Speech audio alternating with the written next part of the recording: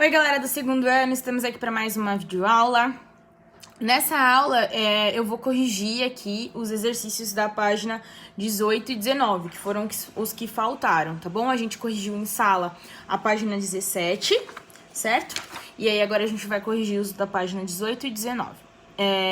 A gente vai começar pelo número 1, que tá aí no slide.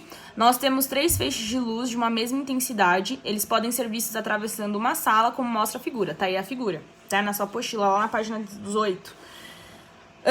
O feixe 1 é vermelho, o 2 é verde, o 3 é azul. Eles vão se interceptar no ponto A. O feixe azul, ele vai ficar ali no B. O feixe verde no C, alinhado. E o feixe vermelho no D, tá? De acordo aí com sua imagem. Aí estão perguntando, né? As cores podem ser vistas nas regiões A, B, C e D, são respectivamente... Bom, o encontro das três cores, a gente vai... Nessa intercepção, a gente vai ter a cor branca, tá? Seguindo aí, letra B, vai ser o azul, certo? Lembra que os raios, um dos princípios da luz é que é a independência dos raios, certo? Então, no ponto B não vai acontecer outra cor, a não ser a cor azul, tá? No ponto C, o verde. No ponto D, a cor vermelha. Então, a alternativa que está correta é a letra D. Marque aí, letra D, tá? E coloque aí como justificativa independência dos raios, beleza? Bom, aí a gente vai lá pro exercício 4. No exercício 4, diz o seguinte: para medir as distâncias utilizando-se das propriedades geométricas da luz, um estudante providencia uma caixa cúbica de aresta 16 centímetros. Então, nós temos uma caixa, e aí a aresta dela, o lado dessa caixa, é 16 centímetros. Após pintar o interior com tinta preta, que é o que justamente a gente vai fazer... lá no nosso projeto nosso trabalho sobre câmera escura, que a gente vai produzir, após pintar esse interior com tinta preta, ele faz um orifício no centro de uma das faces ou substitui a face oposta ao orifício por uma folha de papel vegetal. Ok. Aí nós temos um objeto, que é a árvore, nós temos a câmera, tá? E aí a imagem vai ser formada aqui na parte de trás, certo? Nesse papel vegetal. Se você perceber aí, a imagem ela vai ficar invertida, tá? Essa é a mesma dinâmica de como acontece a formação de imagem na retina no nosso olho, tá? A imagem ela é invertida, o nosso cérebro desvira, tá? Bom, feito isso, aponta o orifício para uma porta iluminada, obtendo-se uma imagem nítida, invertida e reduzida, projetada sobre a folha de papel vegetal. Sabendo-se que a altura da imagem observada da porta é 14 centímetros e que a altura dela é 2,15 metros, conclui-se que a distância aproximada em metros entre o orifício da caixa e a porta é... Bom, eu fiz aí, coloquei numa folha a resolução desse exercício, então vou explicar aqui, tá? Seguinte, se você observar no desenho, a gente tem aí 2 triângulos, tá? Esses triângulos, eles são semelhantes. Por que eles são semelhantes? Porque a altura da árvore com o chão forma um ângulo de 90 graus, certo? E a mesma coisa da imagem com a aresta aí forma um ângulo de 90 graus, certo? E o ângulo lá da ponta, né, da árvore ali, o ângulo do encontro da altura com o raio que passa pela extremidade superior faz um ângulo que é o mesmo ângulo que tá lá embaixo, tá bom? A gente consegue perceber isso lá embaixo com a imagem, a aresta da caixa com a outra aresta aqui, tá? Então faz 90 graus. Sabendo disso, por causa disso, nós conseguimos, já que esses triângulos eles são semelhantes, a gente consegue dizer que os lados são proporcionais, sempre, tá? Sempre que os triângulos são semelhantes, os lados são proporcionais. E aí a gente tem a altura da árvore, que tá em verde, A gente tem a altura da imagem, que tá em rosa, 14 centímetros. A gente tem a gente quer calcular a distância da árvore até a câmera. E a gente sabe que a distância da imagem até o orifício é 16 centímetros, porque é o valor da aresta, certo?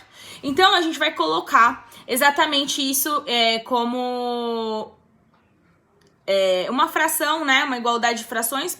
Então, esses 2,15 metros eu tô transformando em centímetros, tá? Para ficar tudo em centímetros.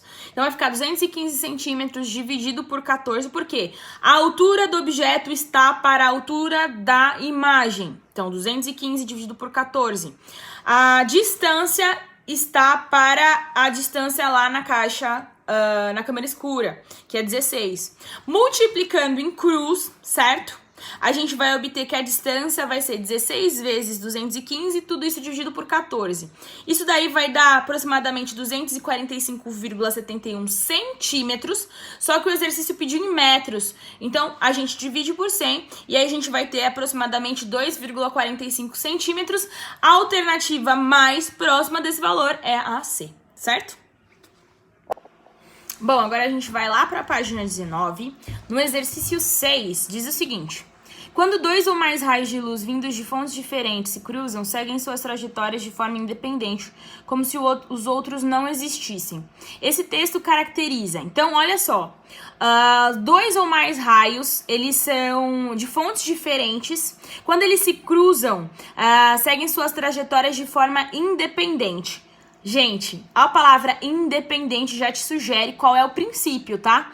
Então, o princípio aí tratado nesse texto é o princípio da independência dos raios luminosos. Então, grifa aí no texto, independente, tá? É a mesma situação que tá lá no exercício 1, vira sua apostila. No exercício 1, a imagem lá das luzes de cores diferentes. Esses raios, quando eles se cruzam, eles são independentes. Você não vai ter ali o raio vermelho ficando verde no final, né? Então, eles são independentes. Isso acontece, tá bom? O princípio da luz que a gente já falou nas aulas presenciais. Bom, 7. A formação de sombra evidencia que... Lembra que eu perguntei numa aula? A gente perguntei assim, qual uma forma de provar rapidamente que a luz se propaga de maneira retilínea? Né? Os raios são de maneira retilínea. Por conta da sombra. Então, se a gente, por exemplo, não existisse, se nós não tivéssemos sombra, a gente poderia falar que os raios, eles conseguem o quê? Encurvar. Imagina aqui, ó, a luz, ela está indo até mim, certo? Atrás de mim é formada uma sombra.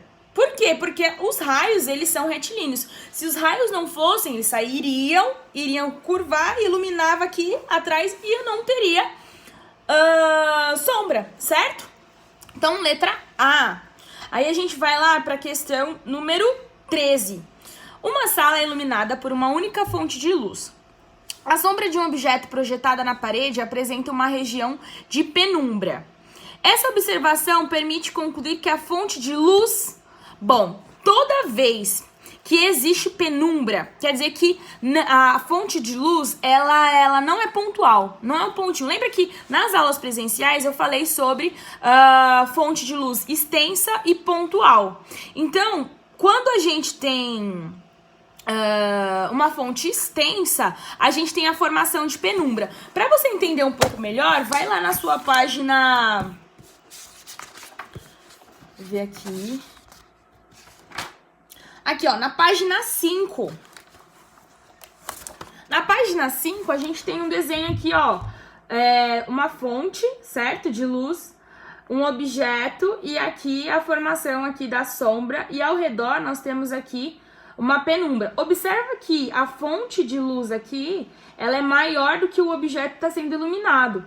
E aí, por conta da propagação retilínea dos raios, a gente tem uma formação totalmente onde não é iluminado, aqui, ó, nesse cilindro aqui, ó, não é totalmente iluminado. E ao redor, chega parcialmente a luz, a gente tem uma formação de penumbra, certo? Então, isso significa dizer que a lâmpada, nesse caso a fonte, ela não é pontual, tá, gente?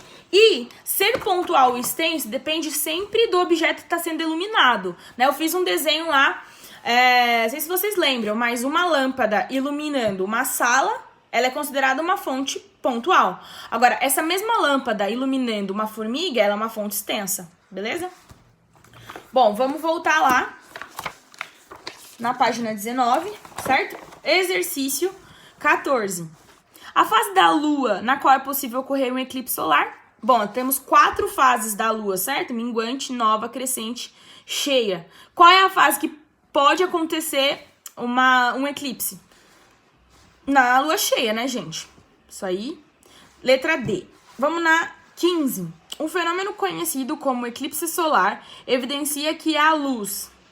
De novo, o eclipse é outra prova que a luz se propaga de forma retilínea. Porque se não fosse assim, nós não teríamos eclipse, tá? Porque é o mesmo princípio lá da formação da sombra. Ok? Na 16, última pra gente encerrar. Um poste está a 5 metros do orifício de uma câmera escura e a imagem que se forma no fundo da câmera mede 4 centímetros. Para se obter a imagem do poste com 5 centímetros de altura, a câmera deve ser... Bom, gente, percebe aí. Se o poste está a 5 metros, a gente tem uma formação de imagem a 4 centímetros.